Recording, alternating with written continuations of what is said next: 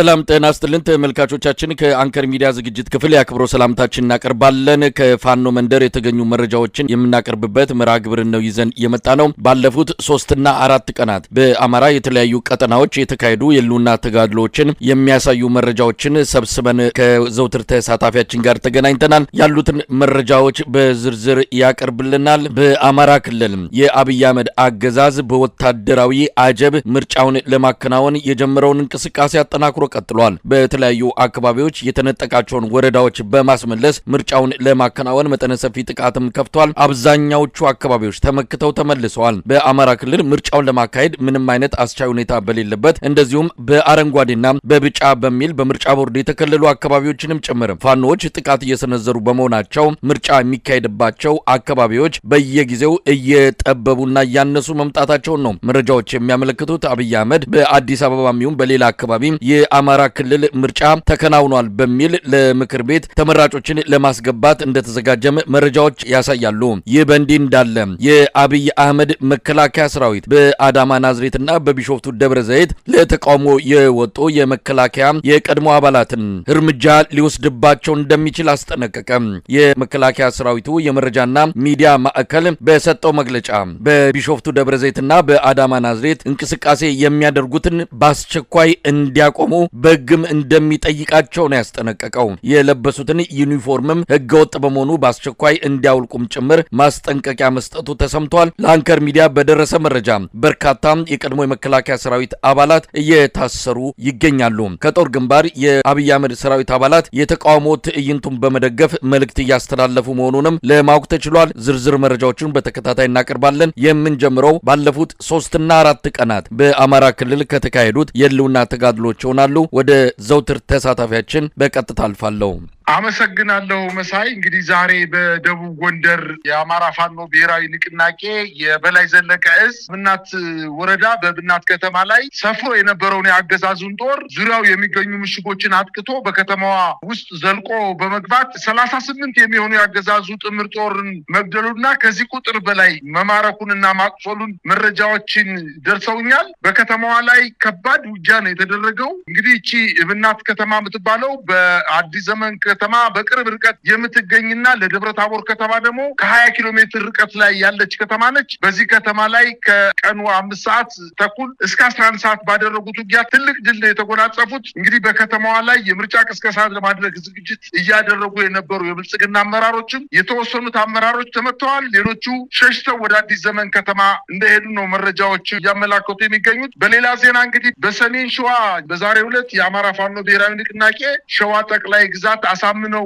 እዝ ንጉስ ዘርዓ ያዕቆብ 1ኛ ኮር ነጎድጓድ ክፍለ ጦር በከሰም ቀጠና በደብረ ብርሃን አካባቢ ሲያደብርና ዋዩ ወረዳ ውስጥ በፈጸመው ማጥቃት በአየር ወለድ ኮማንዶ አባላት ላይ ከባድ ጉዳት ማድረሱን ታውቋል። በዚሁ ቅርብ ቀጠና እንዲሁ ሀገረ ማርያም ተብሎ በሚጠቀሰው ቀጠና በከሰም ወረዳ የከሰም 2ኛ ኮር በፈጸመው ማጥቃት የ102ኛ የአየር ወለድ አባላት ከባድ ጉዳት እንደደረሰባቸውና በዚህ በተደረገው ውጊያ የ102ኛ የአየር ወለድ አባላት በርካቶቹ በመደምሳቸው ምክንያት የወታደራዊ አመራር አባላቱ ከነሙሉ ትጥቃቸውና ከነያዙት ሬዲዮ የ102 አየር ወለድ የኮማንዶ አመራር መስመራዊ መኮንኖች ለፋኖች በፈቃደኝነት እጃቸውን መስጠታቸው ታውቋል። ይሄም ያመለክተው የፖለቲካ ሂደት እየተበላሸ በመምጣቱ በመከላከያው ላይ መንግስት ሲተማመንበት የነበረው ኃይል እየፈረሰ እንደመጣ፣ አሁን የሚፈርስበት ሁኔታ በተራ ተዋጊ ወታደሩ ብቻ ሳይሆን በአየር ወለድ ኮማንዶ አመራሮች ደረጃ እየደረሰ መሆኑን ነው መረጃዎች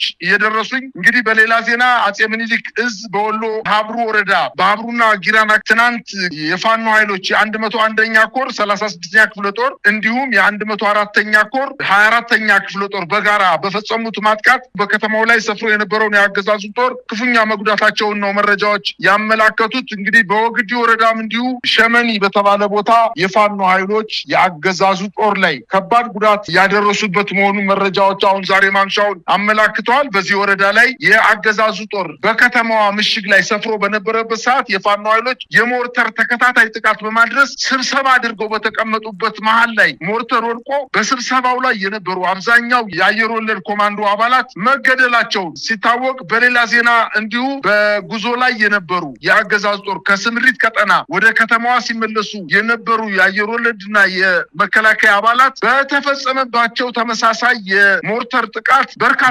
መገደላቸውን ነው መረጃዎች እያመላከቱ የሚገኙት። እንግዲህ የሚኒሊክ ዕዝ 105ኛ ኮር በሃጂ ንጉስ ሐሚድ የሚመራው 45ኛ ክፍለ ጦር ነው። ይሄንን የመካናይዝድ ክፍለ ጦሩ በአገዛዙ ጦር ካምፕና በጉዞ ላይ በነበሩ የአገዛዙ የኮማንዶ አባላት ላይ ጥቃት ፈጽሞ በርካቶቹን መደምሰሱን ያስታወቀው።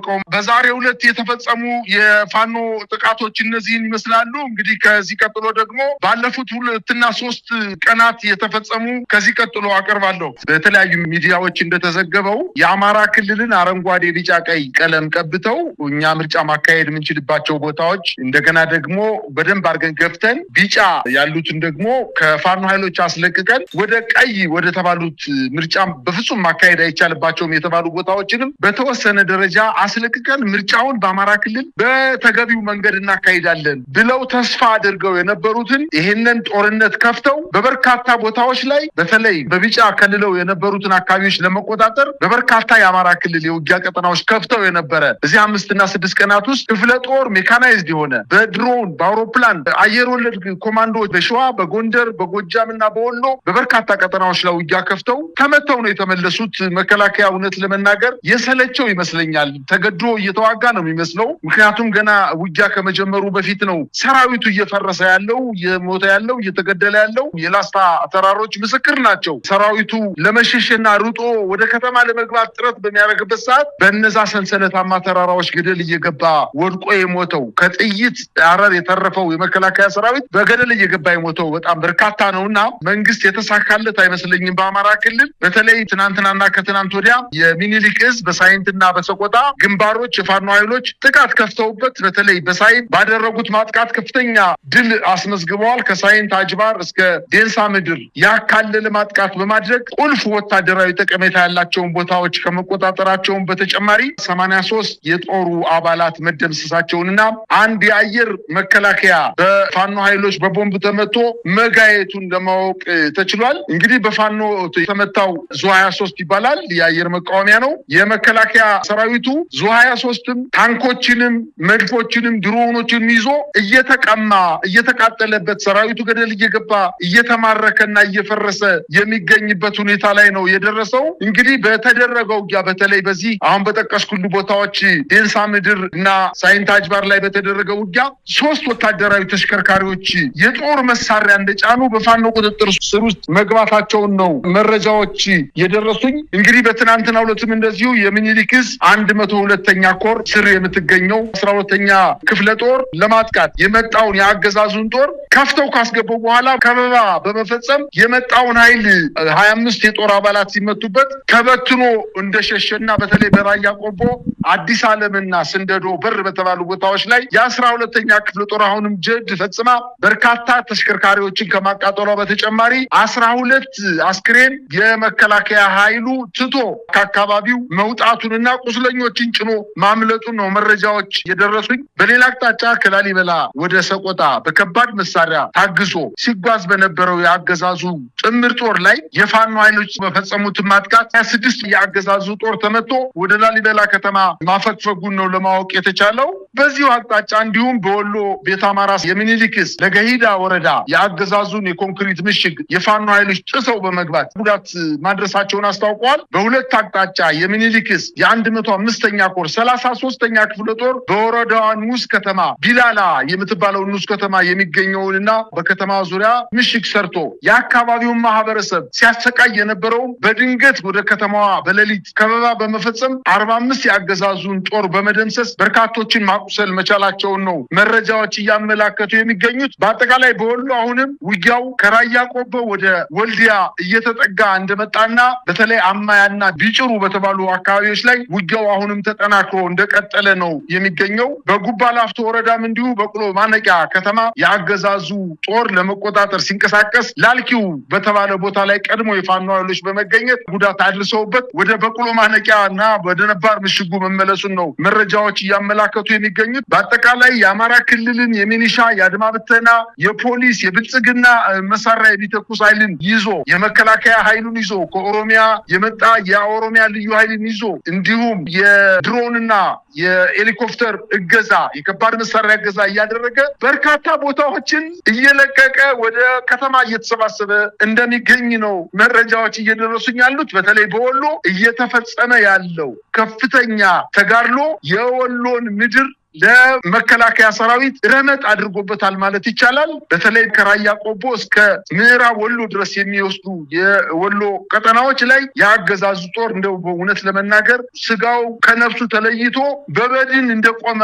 አይነት ነገር ነው እየተመለከትን ያለ ነው። ማጥቃት በሄደበት አካባቢ እየተጠቃ እየተበተነ እንደሚገኝ ነው መረጃዎች እያመላከቱ የሚገኙትን ሳይ በጎጃም ትናንትናና ዛሬ የተደረጉ ውጊያዎች እንደዚሁ ቴዎድሮስ እዝ 105ኛ ኮር 44ኛ ክፍለ ጦር ከሰከላ ወረዳ አጉት ከተማ ሰፍሮ በነበረው የአገዛዙ ጦር ላይ ጥቃት ተፈጽሞበታል። እንግዲህ የአገዛዙ ሻለቃ አመራሩን ጨምሮ በከተማዋ መሽጎ የነበረው በርካታ ጦር በመደምሰስ ድል መቀዳጀቱን አስታውቋል። ጦሩ ጥቃት የደረሰበት የብልጽግናን አመራር አጅቦ ስለ ምርጫ ከከተማዋ ነዋሪዎች ጋር ለመወያየት በጨለማ ገብቶ በሌሊት ተወያይቶ ለመውጣት ጥረት በሚያደርግበት ሰዓት የፋኖ ኃይሎች ከተማዋን ከበባ በመፈጸም በተለይ እቺ ከተማ በበርካታ ጊዜ የአገዛዙ ጦር ወደ ከተማዋ እየገባ ተከቦ የተመታባት ከተማ እንደሆነች ይታወቃለች። ከሰከላ ከተማ በቅርብ ርቀት የምትገኝ ከተማ ናት። በተደረገው ውጊያ 25 ክላሽ መማረኩንና በርካታ ተተኳሾችን በእጃቸው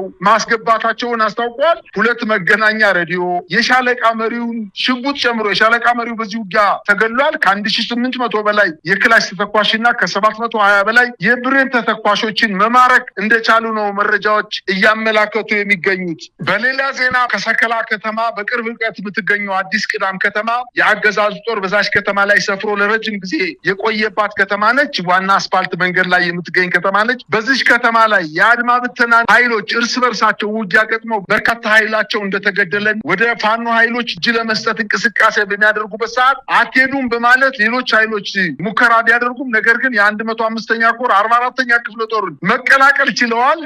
በርካታ የአድማ ብተና ኃይሎችን መተው ነው ወደ ፋኖ ኃይሎች የተቀላቀሉት። እንግዲህ በጎጃም ከውጊያው በተጨማሪ በርካታ የአገዛዙ ጦር መከላከያ ሰራዊት፣ የአድማ ብተና፣ የፖሊስ፣ የብልጽግና አመራር ጭምር ከጦርነት ቀጠና በመውጣት ወደ ፋኖ ኃይሎች እየተቀላቀሉ እንደሚገኙና አጠቃላይ በምዕራብና በምስራቅ ጎጃም በአንድ ሳምንት ጊዜ ውስጥ እንኳን ከ80 በላይ የአገዛዙ ጥምር ጦር ለፋኖ ኃይሎች እጃቸውን እንደሰጡ ለማወቅ ተችሏል።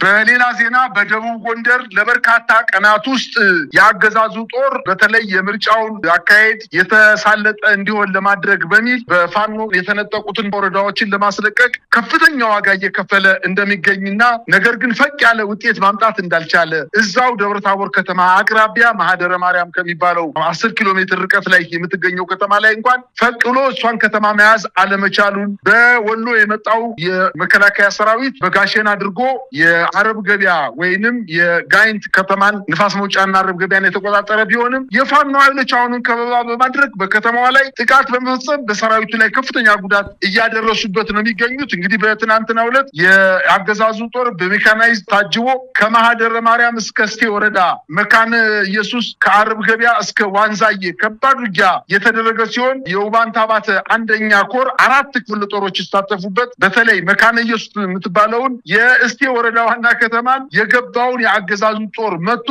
ከተማዋን መቆጣጠሩን አስታውቋል። የፋኖ ኃይል